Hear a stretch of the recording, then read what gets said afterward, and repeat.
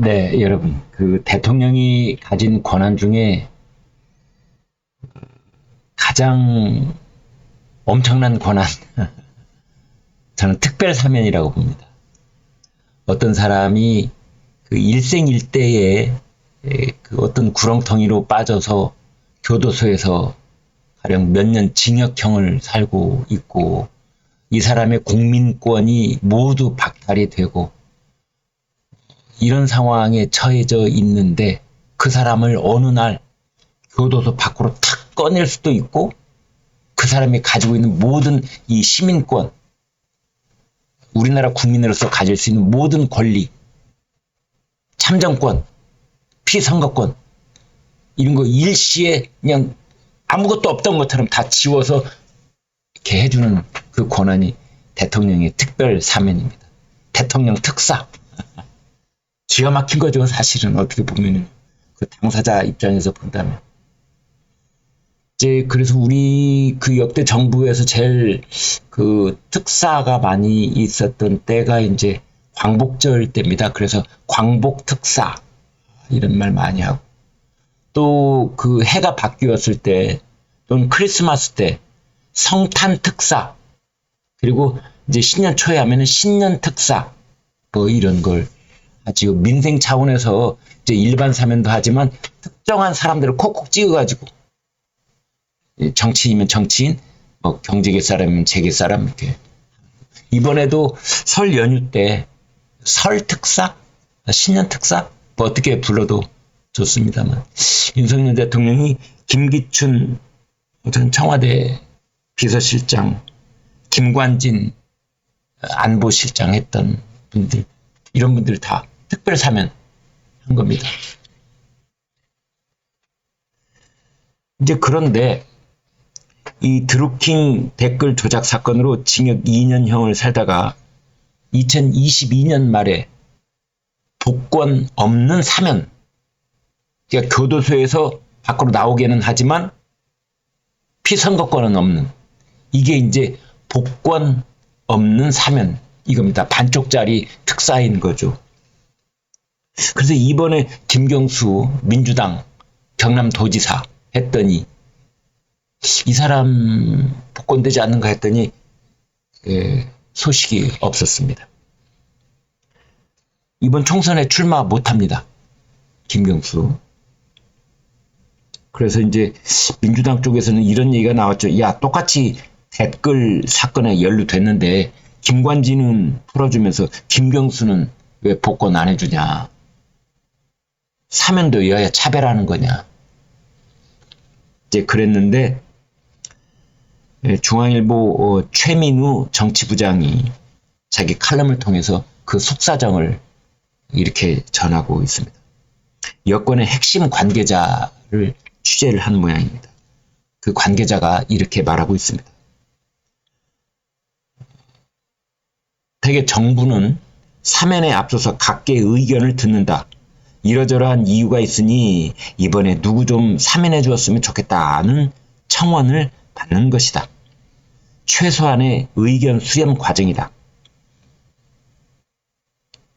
민주당에도 원하는 대상이 있느냐고 물었다. 당연히 김경수 전 지사가 포함될 것이라고 여겨서 법적, 절차적 하자가 있는지를 미리 검토하고 있었다. 그런데 민주당이 김경수의 복권을 신청하지 않았다.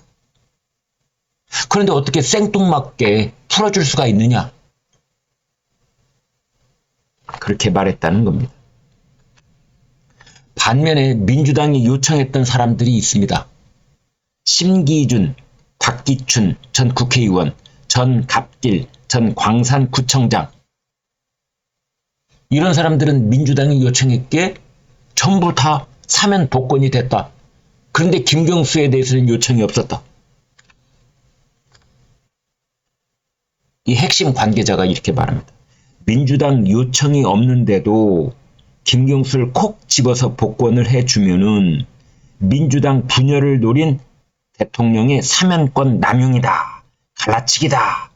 라면서 반발이 커지지 않겠느냐.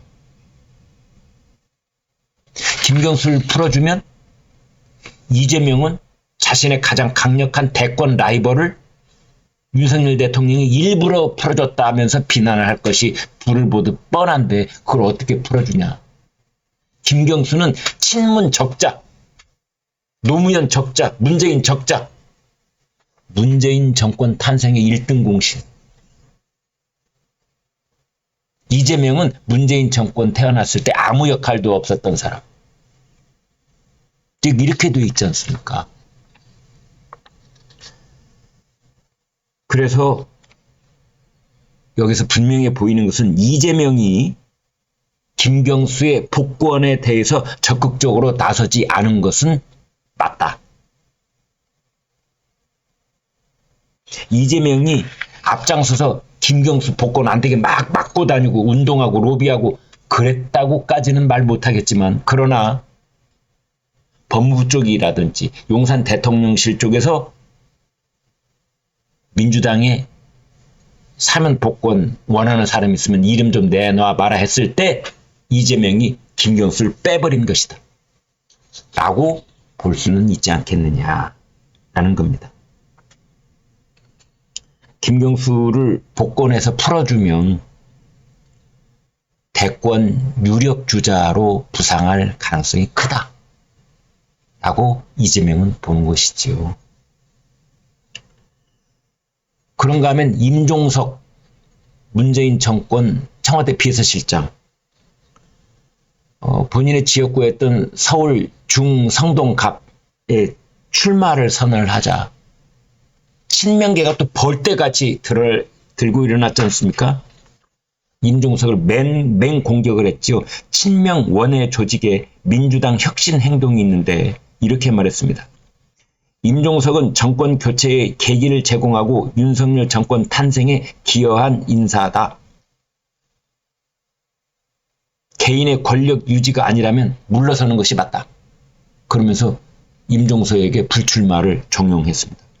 윤용조 전 당대표 부국장, 이현희 민주연구원 부원장, 다 친명계인데 이런 사람들이 뭐라고 하고 있느냐. 임종석에 대해서 정권을 빼앗긴 주역이 출마하려면 국민이 납득할 수 있는 명분이 있어야 되는데 그게 없는 것 아니냐.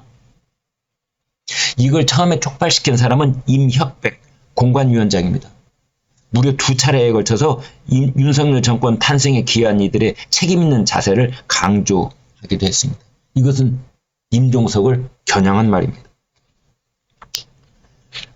싹을 잘라낸다. 싹을 잘라낸다. 이재명의 라이벌이 될 수 있는 사람들은 속아내야 된다. 이재명 라이벌 속아내기, 정적 죽이기, 이것을 하고 있다는 겁니다. 김경수, 임종석 말고 또 한 사람 더 꼽는다면은 이재명의 대항마는 조국 전 법무장관. 신당 창당 선언했지 않습니까?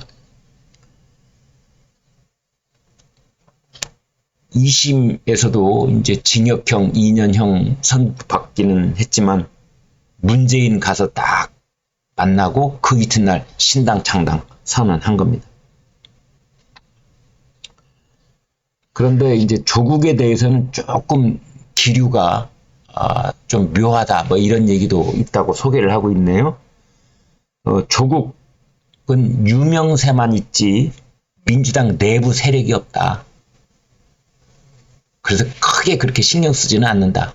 다만 조국하고 민주당의 통합 유성정당 세력을 합치지는 않을 것이다. 뭐 이런 얘기가 나오고 있습니다. 그래서 김경수, 임종석, 조국 라이벌 솎아내기, 이런 말이 나오고 있습니다. 네, 고맙습니다.